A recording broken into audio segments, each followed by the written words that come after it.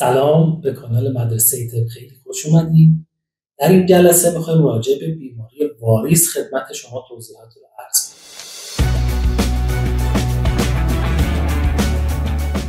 همیشه در بیماری ها شما 4 نکته رو مد نظر بگیرید. ابتدا تعریف بیماری، دوم اسباب بیماری، سوم علائم بیماری و در نهایت درمان.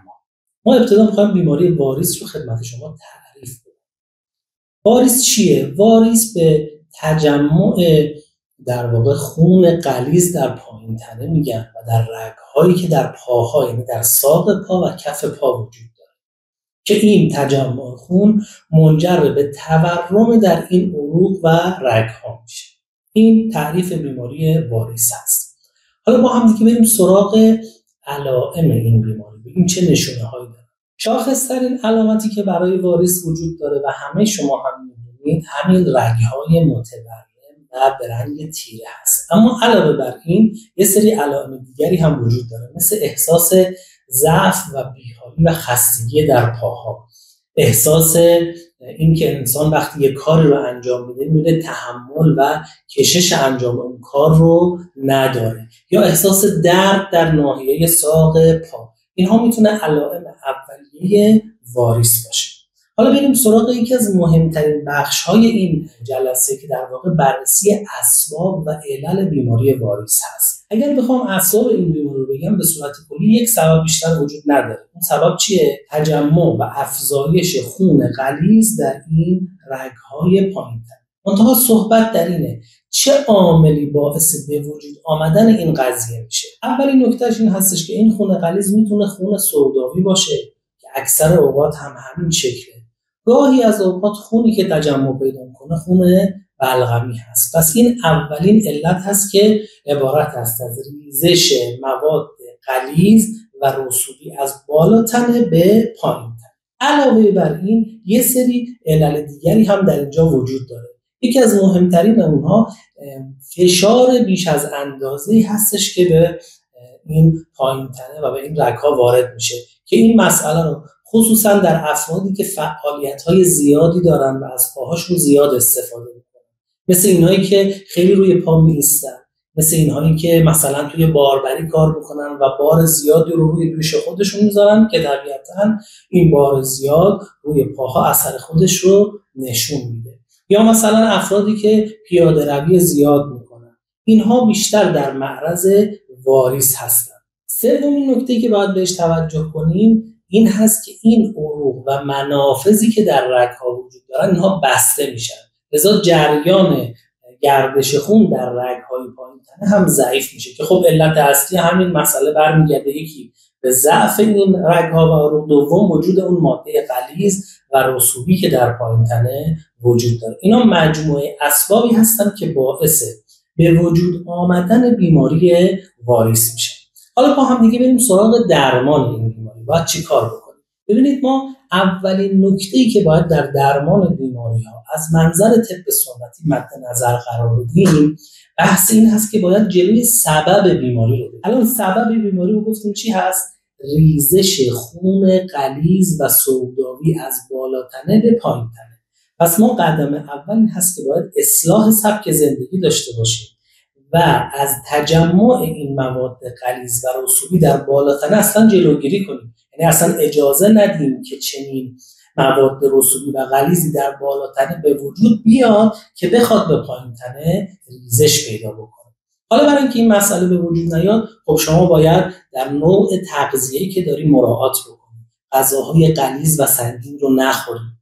غذاهایی که ایجاد غلظت خون میکنن رو استفاده نکنید. مثل چی؟ مثل حلیم، مثل بادمجان، مثل عدس.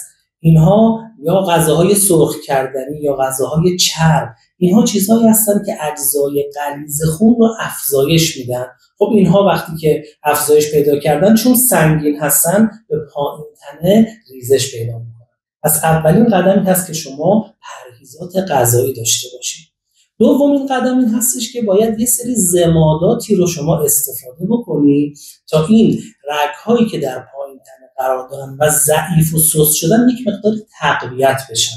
حالا توی قدم سوم یک نکته خواهم گفت. این قدم دوم یعنی استفاده از ضمادها و داروهای موضعی یه مقدمه هست برای اون قدم سوم. پس الان می‌خوایم چیکار کنیم در قدم دوم؟ از یک سری ضمادات استفاده بکنیم که این ضمادات کارشون این هست که قبض ایجاد می‌کنن، یعنی یک حالت جمع کنندگی دارن و همین حالت جمع کنندگی و قبض باعث جمع شدن بافت عروق و رگ‌ها و تقویت اونها میشه. حالا چی استفاده کنیم؟ یکی از بهترین اونها استفاده از سرکه انگور خانگی هست. شما یک پنبه رو برمی‌دارین، به سرکه انگور خانگی آغشته می‌کنید، از شب تا به صبح اجازه میدید که روی این رگ‌های واریس بمونه و همین قضیه باعث میشه که یک مقدار این رگ‌ها جمع بشن و تقویت بشن. اگر احیانا به واسطه تکرار این مسئله، یعنی گذاشتن سرکه روی مواضع واریس، یک مقداری زخم یا التهاب ایجاد شد، در طول روز شما از یک مقداری روغن گل سرخ استفاده می‌کنید که باعث رفع التهاب پوستی بشه. یکی دیگر از ضماداتی که میتونید استفاده کنید ضماد در واقع سرکه و بوره ارمنی هست. یک مقداری بوره ارمنی، حالا عطاری‌ها دارن، سوال کنید بهتون میدن. با سرکه خمیر میکنید، این رو هم روی موضع واریس قرار میدید. یکی دیگر از چیزهایی که میتونید ازش استفاده کنید روغن‌های قابض هست، یعنی روغن‌هایی که خاصیت جمع کنندگی دارن. بهترینشون روغن هسته اناره یا روغن مازو یا روغن جفت بلوط. میتونید اینها رو با هم دیگه ترکیب کنید یا به صورت مفرد روی مواضع واریس در طول روز بزنید که یک مقدار این عروق جمع بشن و تقویت بشن. این قدم دوم درمان بود. در قدم سوم باید بریم سراغ تخلیه این خون.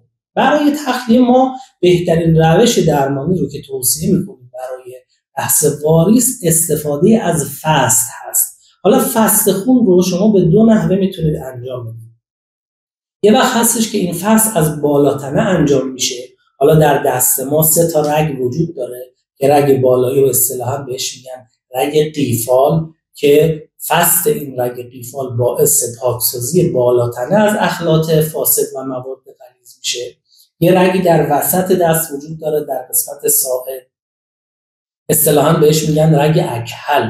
این فست این رگ باعث پاکسازی کل بدن میشه.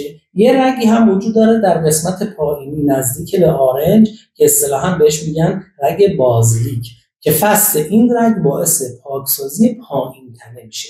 ما برای درمان واریس باید فست رگ بازیلیک رو انجام بدیم. فست این رگ 2 فایده داره. فایده اولش این هستش که باعث انحراف ماده میشه، یعنی اون مواد غلیظی که داشت به سمت پایین تنه ریزش میکرد، وقتی که شما میاد فست این رگ رو انجام میدید، این باعث میشه که اینها به یک مسیر دیگری منحرف بشن و از ریزش به پایین تنه جلوگیری میشه.